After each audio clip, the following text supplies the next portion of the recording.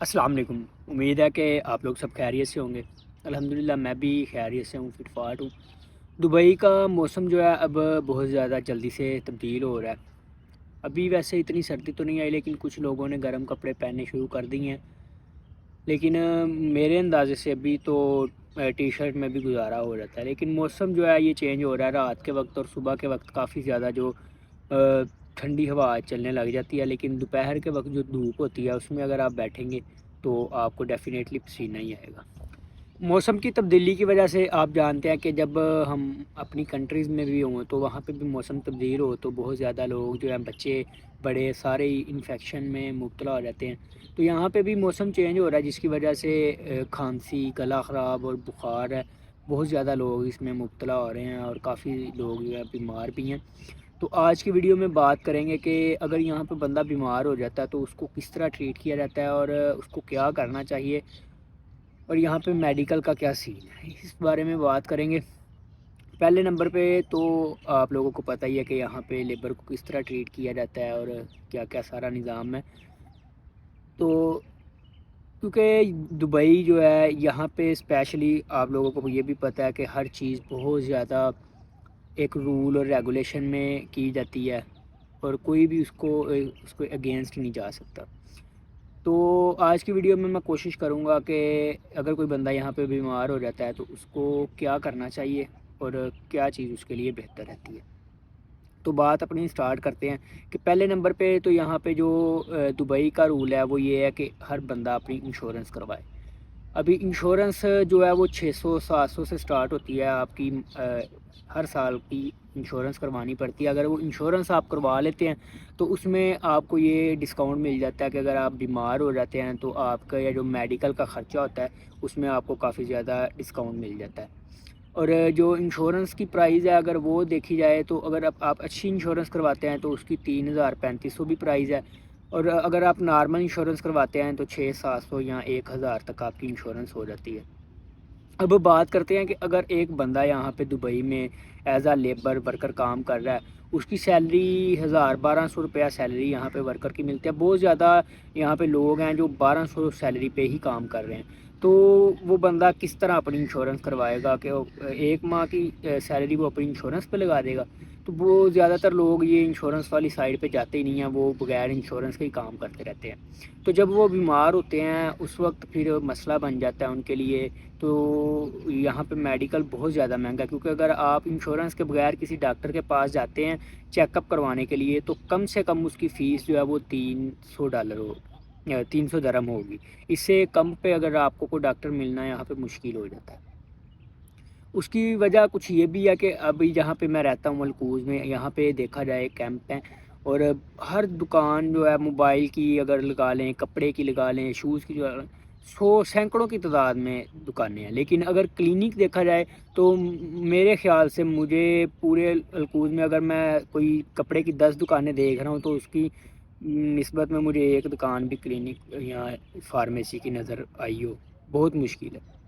शायद इसी वजह से यहाँ पे मेडिकल और मेडिसिन जो है बहुत ज़्यादा महंगी हैं। अगर आप मेडिकल डॉक्टर को चेक करवाए बगैर जाते हैं किसी से मेडिसिन लेने तो पहले नंबर पे तो वो कोशिश करते हैं कि दे ही ना, क्योंकि अगर बंदा ज़्यादा थोड़ा बीमार है तो वो मेडिकल मेडिसिन नहीं देते उसको। लेकिन अगर हल्का फुल्का मसला है, गला ख़राब है, तो वो मेडिसिन दे तो देते हैं। लेकिन मेडिसिन का क्या सीन है कि आपने पूरी डिब्बी ही लेनी है, चाहे वो 35 दरम की है चाहे वो 40 दरम की है। इससे कम की आपको मेडिसिन भी नहीं मिलती।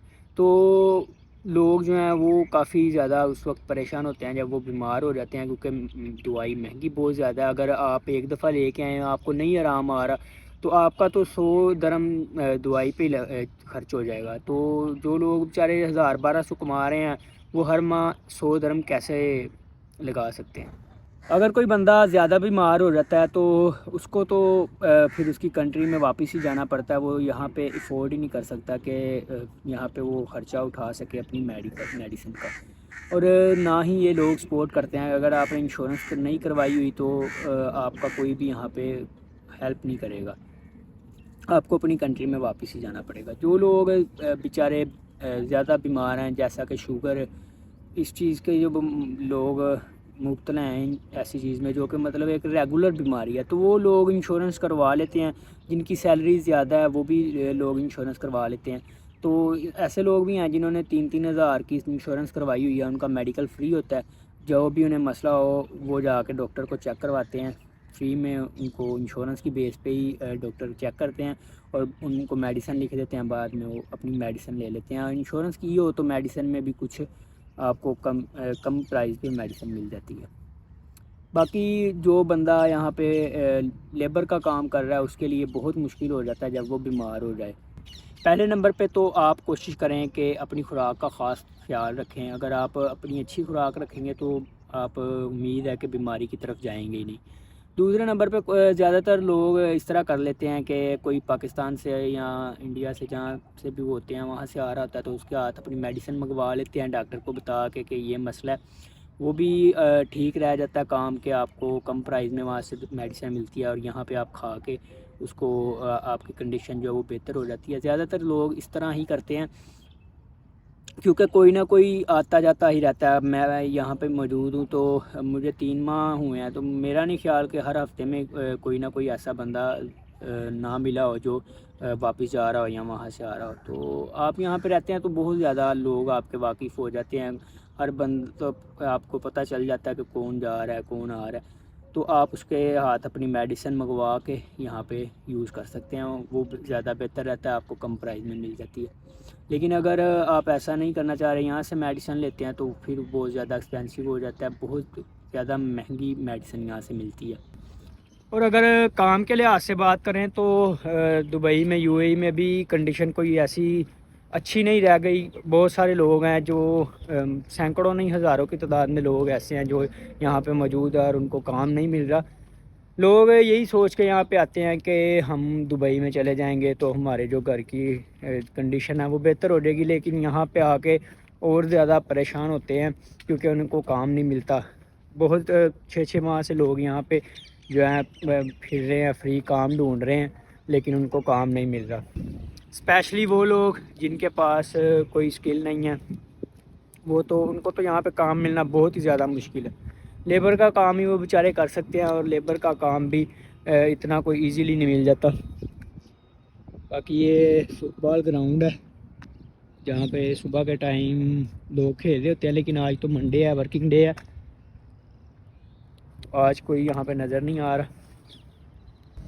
اور زیادہ تر لوگ بیمار بھی اسی وجہ سے ہی ہو جاتے ہیں کہ کچھ سوچ کے آتے ہیں وہ گھر سے اور یہاں پہ کام نہیں ملتا، جس کی وجہ سے روم میں بیٹھ کے اور ویسے ہی اندر سوچوں میں اور پریشانی میں بیچارے رہ کے آہستہ آہستہ بیماری کی طرف مبتلا ہونے لگ جاتے ہیں.